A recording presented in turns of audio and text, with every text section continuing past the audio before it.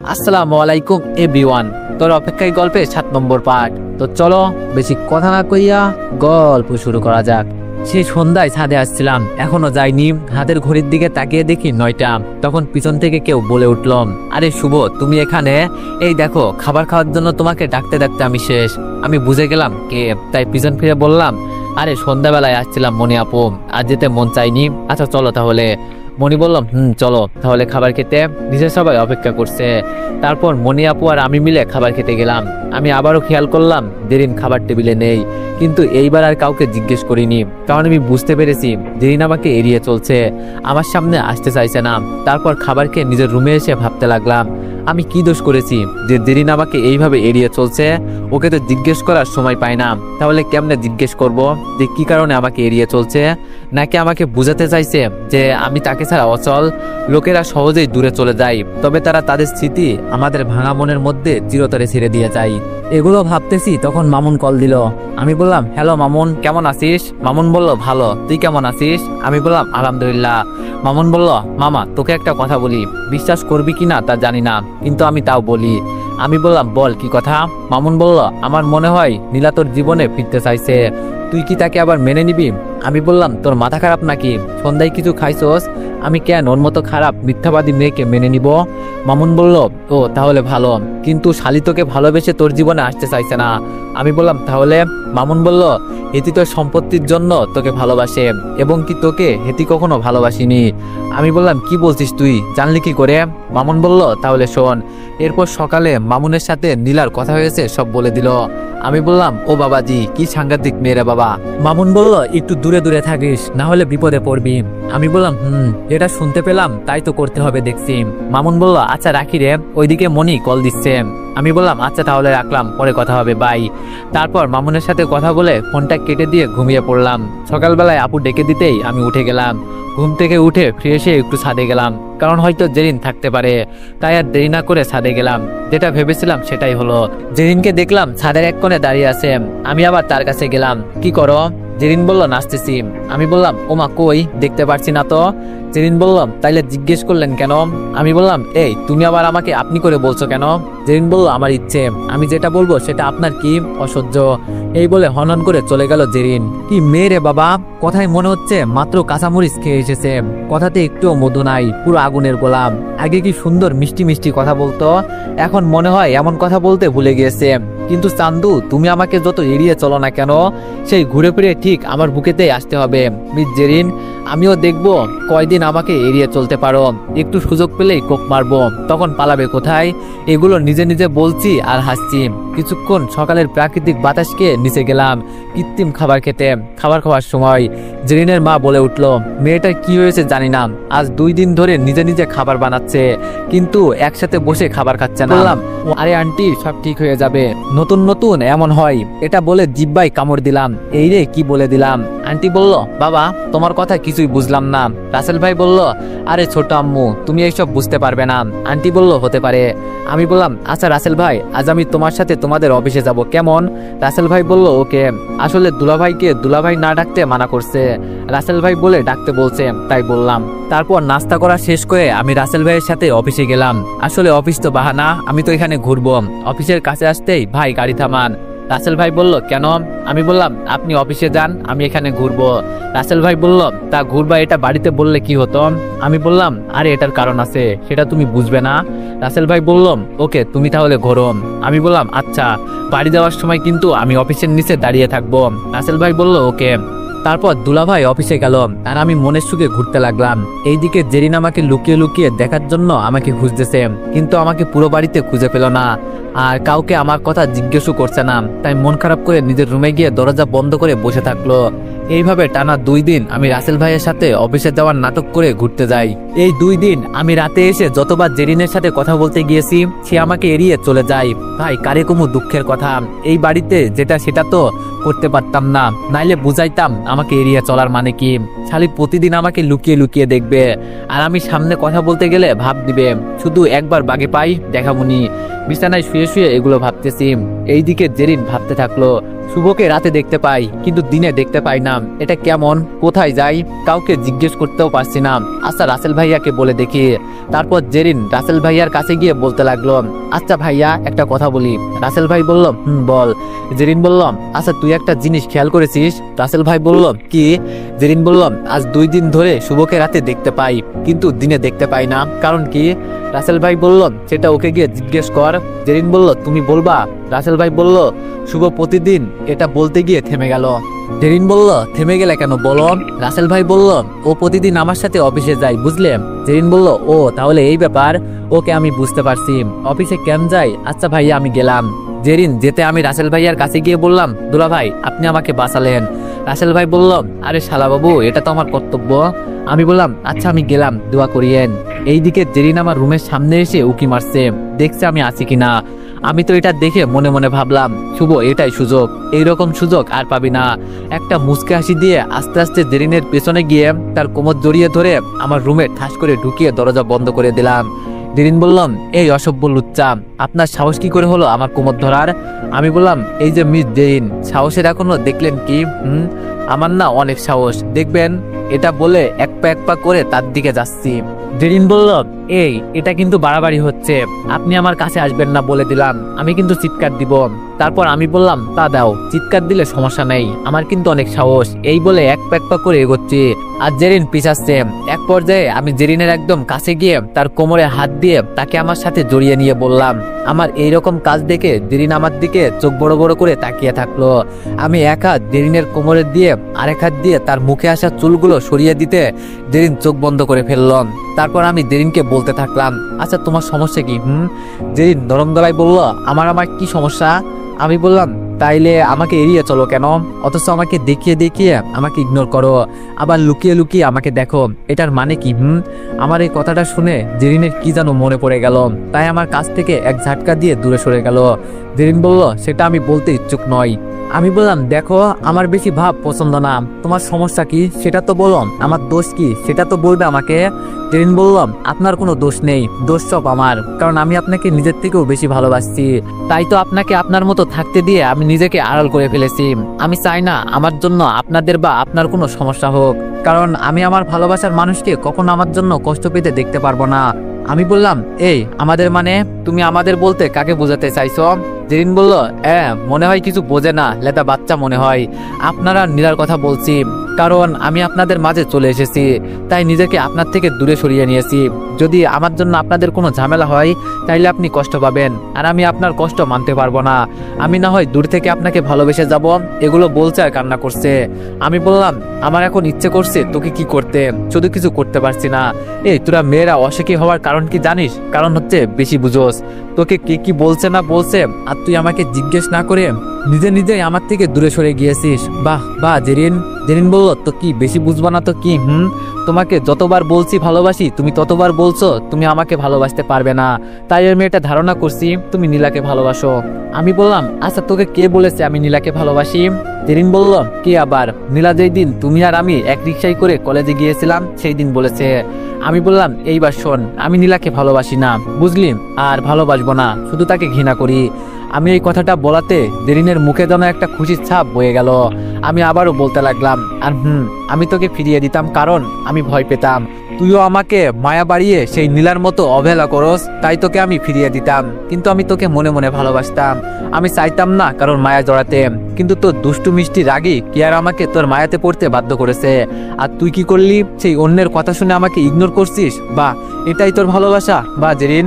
আমার মুখে জেরিনকে ভালোবাসি কথাটা শুনে জেরিন আমাকে জড়িয়ে ধরে বলতে লাগলো, শুভ সত্যি তুমি আমাকে ভালোবাসো? আমি ভাবতে পারিনি তুমি আমাকে ভালোবাসো। আমি এইবার জেরিনকে একটু দূরে সরিয়ে বললাম, এই আমাকে ছুবি না, একদম দূরে যা, আমাকে জড়িয়ে ধরবি না। এতদিন যেমন একা একা ভালোবেসে গিয়েছিস তেমন একা একা ভালোবেসে যা, আর লুকিয়ে লুকিয়ে আমাকে দেখিস। আর আমাকে ভালোবাসা দেখাতে হবে না, যা দূরে যা। আমি মনে করছি ভাই আমার এমন কথা শুনে বেচারি কষ্ট পাবে, কান্না করবে, পরে আমি গিয়ে আদর করে তার চোখের পানি মুছে বলবো, আর কান্না করিও না আমার কান্না রানী। কিন্তু এমনটা কিন্তু হলো না। উল্টো আমি তাকে আমার থেকে সরাতে সে তার উন্না নিজের কোমরে বেঁধে দৌড়ে এসে আমার কলার ধরে রাগী গলায় বলতে লাগলো, ওই কুত্তা কি বললি? আমি তোকে একা একা ভালোবাসবো, লুকিয়ে লুকিয়ে দেখবো? আর তুই ভাইয়ার অফিসে গিয়ে ওই ঋতুর সাথে টাঙ্কি মারবি আর আমি থাকতে এটা হতে দিমু? তা কখনোই না। আমি বললাম কোন ঋতু? সে কে? আমি অফিসের নাম দিয়ে নদীর ধারে ঘুরতে যাই, বুঝলে? জেরিন বলল, ও আচ্ছা, এই নদীর ধারে ঘুরতে যাস মানে কার সাথে? আমি বললাম, আরে কার সাথে আবার, আমি একা যাই, জানো কত সুন্দর। আর বলতে না দিয়ে জেরিন বলল, কি বললি কুত্তা? ওখানে গিয়ে সুন্দর সুন্দর মেয়ে দেখছস তাই না? আমি বললাম, এই তো, ওই যে তোমরা মেয়েরা বেশি বুঝো। আমি একবারও বলছি মেয়ের কথা? আমি জায়গার কথা বলছি, বুঝলা? আমার এত সুন্দর রাগে একটা বউ থাকতে অন্য মেয়ের দিকে তাকাতে পারি, তুমি বলো? জেরিন বলল, তা ঠিক, কিন্তু তাকালে চোখ তুলে ফেলবো, কিন্তু এই বলে দিলাম। আমি বললাম, আচ্ছা তাকাবো না, এখন তোমার রুমে যাও, কেউ দেখলে আবার সমস্যা হবে। জেরিন বলল, আচ্ছা যাচ্ছি। এই বলে জেরিন চলে যেতে লাগলো, কিন্তু দরজার সামনে গিয়ে থেমে গেল। আমি বললাম, কি হলো আবার? জেরিন বলল, ওই একটা ইয়ে দাও না, তারপর চলে যাব। আমি বললাম, ইয়ে মানে কি?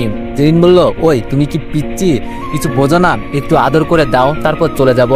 আমি বললাম, একটা থাপ্পড় দিব উল্টাপাল্টা কিছু ভাবলে, যাও তো, অনেক রাত হয়েছে। জেরিন বলল, যাচ্ছি যাচ্ছি, আনরোমান্টিক কোথাকার। একটু আগে কি রোমান্টিক ভাব, মনে করছি অনেক কিছু করবে, কিন্তু একটা আনরোমান্টিক। এমন জায়গায় এটার প্রতিশোধ তুলবো না, তারপর চিনবে এই জেরিন কি জিনিস। জেরিন বিড়বিড় করতে করতে চলে গেল। আমি বললাম, পাগল একটা। এটা বলে বিছানায় শুয়ে গেলাম আর মনে মনে বলতে লাগলাম, তোকে তো আমি ছাড়বো না, তোদেরকে আমার হাত থেকে কে বাঁচায় আমি দেখবো।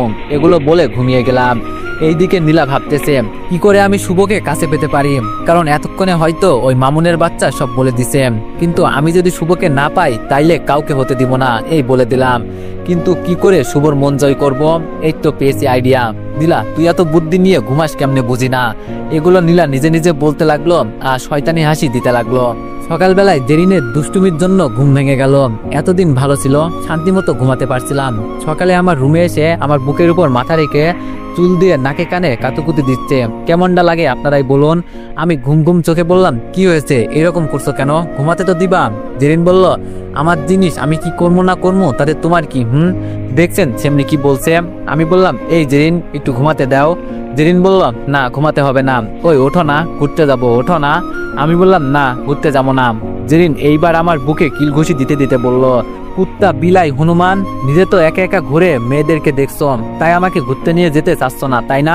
আমি বললাম, ও বাবা গো, এই বিয়ের আগে বিধবা হতে চাইছো কেন? এমন ভাবে মারছো কেন? আমি ব্যথা পাচ্ছি তো। এটা বলতে আরো জোরে মারতে লাগলো। এমন ভাব করছে যেন 4 বছরের বাচ্চা। জেরিন বলল, আরো মারবো, যতক্ষণ বলবি না ঘুরতে নিয়ে যাবি ততক্ষণ মারবো। আমি বললাম, ওরে বাবা রে, এই পাগলের হাত থেকে কেউ মরে বাঁচা। আচ্ছা বাবা, নিয়ে যাবনি, এখন গিয়ে রেডি হও, যাও। জেরিন বলল, সত্যি ঘুরতে নিয়ে যাবা? আমার লক্ষ্মী বাবু। আমার গালে একটা কিস করে চলে গেল জেরিন। আর আমি তো তার এমন কাজ দেখে থ হয়ে গেলাম। এটা কি ছিল? এই প্রথম কোনো মেয়ে আমাকে কিস করলো। ভাবতেই মনটা কেমন গদগদ হয়ে গেল। আমি আর দেরি না করে ফ্রেশ হতে গেলাম। তারপর ফ্রেশ হয়ে রেডি হয়ে নিচে গিয়ে নাস্তা করে জেরিনের অপেক্ষা করতে থাকলাম। কি মেয়ে রে বাবা, সেই আমার আগে রেডি হতে গিয়েছে, এখনো আসার নাম নেই। এগুলো বলতে বলতে উপরের দিকে তাকাতেই আমি ফিদা হয়ে গেলাম। হাই রে, এই মেয়ে মনে হয় আমাকে ক্রিয়াস খাওয়াতে খাওয়াতে মেরে ফেলবে। জেরিনকে দেখতে অনেক সুন্দর লাগছে, কি আর বলবো, নীল শাড়িতে একদম নীল পরীর মতো লাগছে। তোমার ওই হাসি দেখে যাই না চোখ ফেরানো, এতটা মিষ্টি হাসি দেখিনি কোথাও জানো। কি করে হাসো বলো এতটা মিষ্টি করে? পাগল আমার এই মন তোমার ওই হাসির তরে। যদি পাই তোমাকে আমার করে, ও সখী, পূর্ণ হবে সব চাওয়া, কিছু রবে না বাকি। আমি জেরিনের দিকে তাকিয়ে এইসব ভাবতেছি, তখন জেরিন আমার সামনে এসে তুড়ি বাজিয়ে বলতে লাগলো, এই যে মিস্টার, দেখার জন্য সারা জীবন থাকবে, এখন চলুন তো। আমি একটু লজ্জা পেয়ে বললাম, এইরকম ভাবে সাজলে তাকিয়ে না থেকে পারা যায়? জেরিন বলল, কই লজ্জা পাবো আমি, এখানে উল্টো লজ্জা পাচ্ছে তিনি। বেশি কথা না বাড়িয়ে চলো তো। তারপর আমরা দুইজন বাসা থেকে বের হয়ে একটা রিক্সা নিয়ে ঘুরতে বের হলাম। এইদিকে নীলা জানতে পারলো শুভ নাকি তার বোনের শ্বশুর বাড়ি গিয়েছে, কিন্তু আরো জানতে পারলো সেখানে যাওয়ার কারণ হচ্ছে জেরিন। তখন নীলার পুরো মাথা হট হয়ে গেল। সে নিজের ঘরের জিনিসপত্র ভাঙচুর করতে লাগলো। না, এটা হতে পারে না, শুভ শুধু আমার কাছ থেকে শুভকে কেউ কেড়ে নিতে পারবে না। ওই জেরিনের বাচ্চাকে তো আমি কখনোই ছাড়বো না, খুন করে ফেলবো। এই বলে কাকে যেন কল দিল।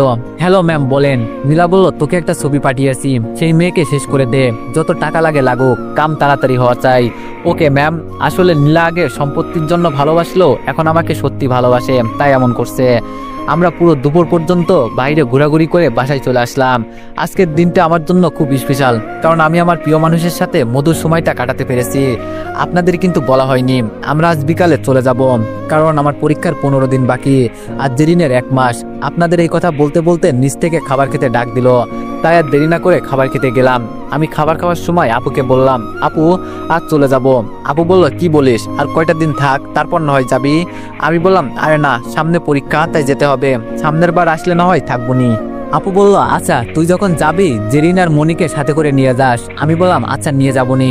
আপু বলল, আচ্ছা ট্রেনের টিকিট কাটছোস নাকি কাটবি? আমি বললাম, আমার জন্য কাটছি, কিন্তু জেরিন আর মনি আপুর জন্য কাটিনি, সমস্যা নাই, অনলাইনে কেটে নিব। আন্টি বলল, তা বাবা ট্রেন কখন? আমি বললাম, এই তো আন্টি বিকাল 5টা বাজে। তারপর সবার সাথে খাওয়া দাওয়া শেষ করে রুমে চলে এলাম। রুমে এসে নিজের ব্যাগ গুছিয়ে একটু ঘুমিয়ে নিলাম। 4টার দিকে অ্যালার্মের ডাকে ঘুম ভাঙতে ওয়াশরুমে গিয়ে ফ্রেশ হয়ে আসতে দেখি জেরিন আমার রুমে। আমি বললাম, তুমি এখানে? জেরিন বলল, ডাকতে এসেছিলাম, কিন্তু তুমি তো উঠে গিয়েছো, আমরা রেডি, কখন বের হবে? আমি বললাম, এই তো একটু পরে, আমি রেডি হইনি, কেমন? জেরিন বলল, তাড়াতাড়ি করিও। এই বলে জেরিন চলে গেল। তারপর কিছুক্ষণের মধ্যে রেডি হয়ে নিচে গেলাম। নিচে যেতে দেখি আমার জন্য সবাই অপেক্ষা করছে। তারপর সবার থেকে বিদায় নিয়ে আমরা 3 জন দুলাভের গাড়িতে উঠে গেলাম। তখন আপু বলল, এই সাবধানে যাবি, আর গিয়ে আমাকে ফোন দিবি, কেমন? আমি বললাম, ওকে আপু। তারপর দুলাভাই গাড়ি চালাতে শুরু করলো। কিছুক্ষণের ভিতরে আমরা স্টেশনে পৌঁছে গেলাম। আমি বললাম, আচ্ছা দুলাভাই, আপনাকে অনেক কষ্ট দিলাম, আমরা ঠিক মতো যেতে পারবো? দুলাভাই বলল, আরে কি যে বলো না, আচ্ছা তোমরা সাবধানে যেও, কেমন? আর আমার বোন দুইটাকে দেখে রাখিও। আমি বললাম, দুলাভাই তুমি চিন্তা করো না, ওদের আমি কি দেখে রাখবো, ওরাই তো আমাকে দেখে রাখবে। এটা বলতে সবাই হাসি দিলাম। তখন ট্রেন চলে এলো, তাই দুলাভাইকে বিদায় জানিয়ে ট্রেনে উঠে গেলাম। অনেক কষ্ট করে আমাদের সিট পেলাম। জেরিন আর মনি একসাথে, আর আমি একা তাদের থেকে 2-3 সিট দূরে পড়েছে আমার সিট। আমি আমার মতো বসে পড়লেও জেরিন কিন্তু মন খারাপ করে বসে আছে, কারণ ওর একটু আশা ছিল আমার সাথে বসার, কিন্তু পূরণ হলো না। মনি বলল, কিরে জেরিন, মন খারাপ কেন? জেরিন বলল, তুই জেনেও বলছিস মন খারাপ কেন? ইচ্ছে করছে একটা থাপ্পড় দিয়ে বলি, ব্যথা পাইছিস মনি? মনি বলল, এমন ভাবে বলছিস কেন? জেরিন বলল, তো কেমন করে বলবো? দেখতে পারছোস অনেক আশা ছিল ওর সাথে বসে তার কাঁধে মাথা রেখে ঘুমিয়ে ঘুমিয়ে বাড়ি যাব, কিন্তু তার হইল কই, খেলা খচ্চ ইচ্ছে করে আলাদা সিট নিছে। মনি বলল, মন খারাপ করিস না বোন, তুই আমার কাঁধে ঘুমা, কেমন? জেরিন বলল, দেখ মাথা গরম করিস না, এমনিতেই গরম আছে, দেখ শালা কুত্তা কেমন মোবাইল টিপতেছে, ইচ্ছে করছে এক থাপ্পড়ে মোবাইলের ভিতরে ঢুকিয়ে দিই। এইদিকে আমি মোবাইল টিপতেছি, তখন কেউ একজন বলে উঠল, এই যে আমি কি এখানে বসতে পারি? আমি মোবাইল থেকে চোখ সরিয়ে এই কথাটা কে বললো সেটার জন্য উপরে তাকাতেই দেখলাম একটা মেয়ে। আমি বললাম, সরি, বসতে পারেন। মেয়েটি বলল, আসলে আমার জানালার পাশে বসতে ভালো লাগে তো, তাই আপনি যদি কিছু মনে না করেন আপনি আমার সিটে বসতে পারেন, প্লিজ না করবেন না। আমি বললাম, আসলে আমারও জানালার পাশে বসতে ভালো লাগে, কিন্তু আপনি যখন বলছেন আমি আপনার সিটে বসছি, আপনি আমার সিটে বসতে পারেন, কোনো সমস্যা নেই। মেয়েটি বলল, ধন্যবাদ আপনাকে। আমি বললাম, ওয়েলকাম। আসলে ব্যাপারটা এটা না যে আমি মেয়ে দেখে জানালার সিট দিছি, ব্যাপারটা হলো মেয়েরা জানালার সাইডে বসতে চায়, কারণ তারা বেশি জার্নি করতে পারে না, ফলে বমি করে দেয়, তাই আমি তাকে সেখানে বসতে দিলাম। এইদিকে আমি মেয়ের সাথে কথা বলছি দেখে জেরিন রাগে ফুসতেছে, আর তার হাত একবার মুষ্টিবদ্ধ করছে আর খুলছে। তার এরকম আচরণ দেখে মনি বলল, জেরিন মাথা ঠান্ডা কর, কুল, এখানে শুধু সিট বদল করছে, আর বেশি কিছু না। মনির কথায় জেরিন একটু শান্ত হলো। জেরিন বলল, মনি, আমার মনে হয় এতে ইচ্ছে করে এই মেয়েটার সাথে সিট নিছে। মনি বলল, আরে না, আচ্ছা দেখ কি হয়। এরপর জেরিন আমাদের দিকে তাকিয়ে আছে, আর আমরা কি করছি তা দেখছে, আর লুচির মতো ফুলছে। মেয়েটা আমার পাশে বসায় কিছুক্ষণ পর ট্রেন ছেড়ে দিল, আর আমি আমার মতো ফোন টিপতে লাগলাম। তখন মেয়েটা আমাকে বলতে লাগলো, হাই, আমার নাম মিতু, আপনার? আমি মেয়েটার দিকে তাকিয়ে বললাম, আপনি আমাকে কিছু বলছেন? মিতু বলল, মিস্টার, আপনার নাম কি? আমি বললাম, শুভ। মিতু বলল, নাইস নেম, কি করেন? আমি বললাম, এই তো বসে বসে ফোন টিপি। মিতু একটা হাসি দিয়ে বলতে লাগলো, আরে আমি তো বলতে চাইছি পড়াশোনা নাকি অন্য কিছু। আমি বললাম, পড়াশোনা। মিতু বলল, কিসে পড়েন? আমি বললাম, টেবিলে। মিতু বলল, আরে আপনি খুব মজার মানুষ, আমি বলতে চাইছি কোন ক্লাসে পড়েন? আমি বললাম, ইন্টার ফার্স্ট ইয়ারে। আপনি? মিতু বলল, সেম। আচ্ছা কোথায় যাচ্ছেন? আমি বললাম, বাড়িতে। মিতু বলল, হাই রে, কার পাল্লায় পড়লাম, একটা কথাও সোজাসুজি বলতেছে না। আচ্ছা আমরা যখন একসাথে যাচ্ছি তো ফ্রেন্ড? আমি বললাম, ওকে। আমার মনে নেই যে এখানে আমার উনি আছে।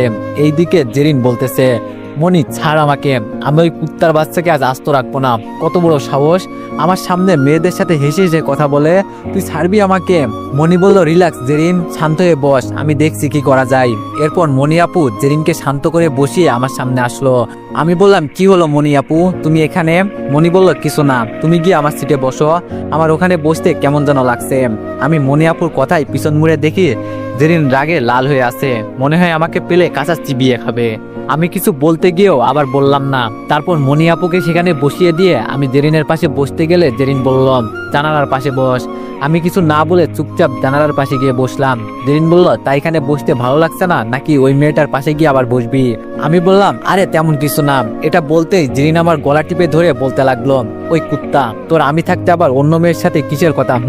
আমার সাথে কখনো হেসে হেসে কথা বলতে দেখি না, আর মেয়েদের সাথে কি সুন্দরভাবে হেসে হেসে কথা বলছোস। আমি বললাম, ওই জেরিন ছাড়ো, ব্যথা পাচ্ছি তো, মরে যাব।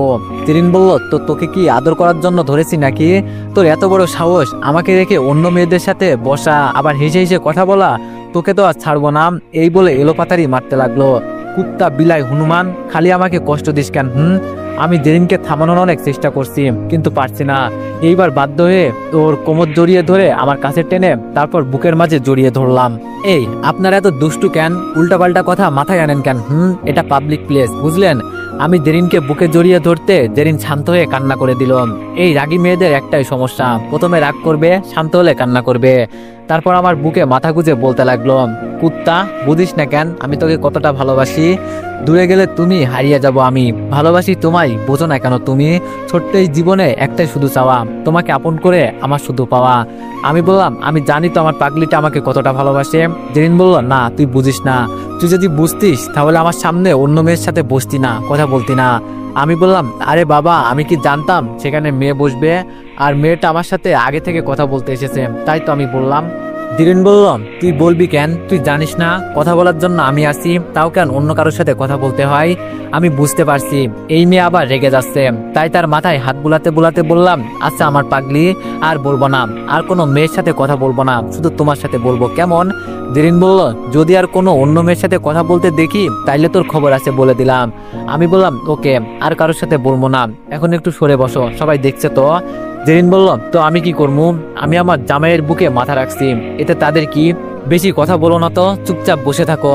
আমি আর কি করবো, আমার তো ভালোই লাগছে, থাকুক সে তার মতো। মিতু বলল, আচ্ছা আপু, ওই যে ভাইয়াটা ওখানে গেল, তারপর মেয়েটা তাকে এমন করলো কেন? মনি বলল, ওরা তো স্বামী স্ত্রী, আগে অনেক রাগ করছিল তারা, তাই রাগ করে আলাদা বসছিল। মিতু বলল, এই দিকে প্রায় 9:30টার দিকে আমরা আমাদের সীতাকুণ্ড স্টেশনে চলে আসলাম।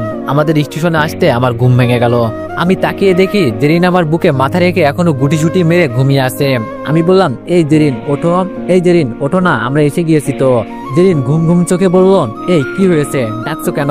আর একটু ঘুমাই না প্লিজ। আমি বললাম, আমরা এসে গিয়েছি, বুঝতে পারলে, ওঠো তো। জেরিন এইবার চোখ কচলাতে কচলাতে বলল, কি এত তাড়াতাড়ি চলে আসলাম? আমি বললাম, জি না, 3 ঘন্টা লাগছে, বুঝলে। তারপর আমি বসা থেকে উঠে মনি আপুকে ডেকে দিলাম। তারপর কিন্তু ওই মৃত্যু মেয়েটাকে দেখলাম না। তারপর 3 জন স্টেশন থেকে নেমে মামুন আসলো। মামুন বলল, তোমাদের আসতে কোনো সমস্যা হয়নি তো? মনি বলল, না, চলো তাহলে আমরা যাই। তারপর আমি, মনি, জেরিন আর মামুন সবাই গাড়িতে উঠে গেলাম। গাড়ি চালাচ্ছে মামুন। এইদিকে আমি জেরিনকে গাড়িতে বসে বসে অনেক কথা বললাম। অনেক চেষ্টা করার পর জেরিনকে বুঝাতে পারলাম। কি বুঝিয়েছি সেটা পরে জানতে পারবেন। কিছুক্ষণ পর আমাদের বাড়ির সামনে চলে আসলো গাড়ি। তারপর ওদের অনেক বললাম, কিন্তু তারা বাড়িতে আসলো না। তারপর আমি বাসায় গিয়ে কলিং বেল দিতেই আম্মু এসে দরজা খুলে দিল আর আমাকে দেখে জড়িয়ে ধরলো। আম্মু বলল, বাবা তুই এসেছিস, জানিস তোকে ছাড়া আমার একটা মুহূর্ত ভালো লাগছিল না। আমি বললাম, আম্মু এখন তো আমি এসেছি, তাই না, সব ভালো লাগবে। আম্মু বলল, বৌমা কোথায়? আমি বললাম, আসতে বলেছে আসেনি। আম্মু বলল, ও আচ্ছা, রুমে গিয়ে ফ্রেশ হ, আমি খাবার রেডি করছি, কেমন? আমি আচ্ছা বলে রুমে এসে ফ্রেশ হতে গেলাম। ফ্রেশ হয়ে নিচে খাবার খেতে গেলাম। খাবার খেয়ে এসে আপুকে কল দিলাম, হ্যালো আপু, আমি পৌঁছে গিয়েছি। আপু বলল, ভালো, তা খাবার খেয়েছিস? আমি বললাম, তুমি? আপু বলল, অতপর আপুর সাথে আরো কিছু কথা বলে ঘুমিয়ে গেলাম। অনেক ক্লান্ত, তাই তাড়াতাড়ি ঘুম চলে এসেছে। সকালবেলায় আম্মুর ডাকে ঘুম ভেঙে যায়। পরে ফ্রেশ হয়ে নাস্তা করে তাড়াতাড়ি করে কলেজে যেতে লাগলাম, কারণ অনেক দেরি হয়ে গিয়েছে।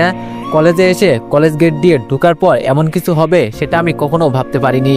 তো এভরিওয়ান, সবাই একটু নেক্সট পার্টের জন্য অপেক্ষা করো, আর সবাই একটু বেশি বেশি লাইক আর কমেন্ট করে দিও। ধন্যবাদ।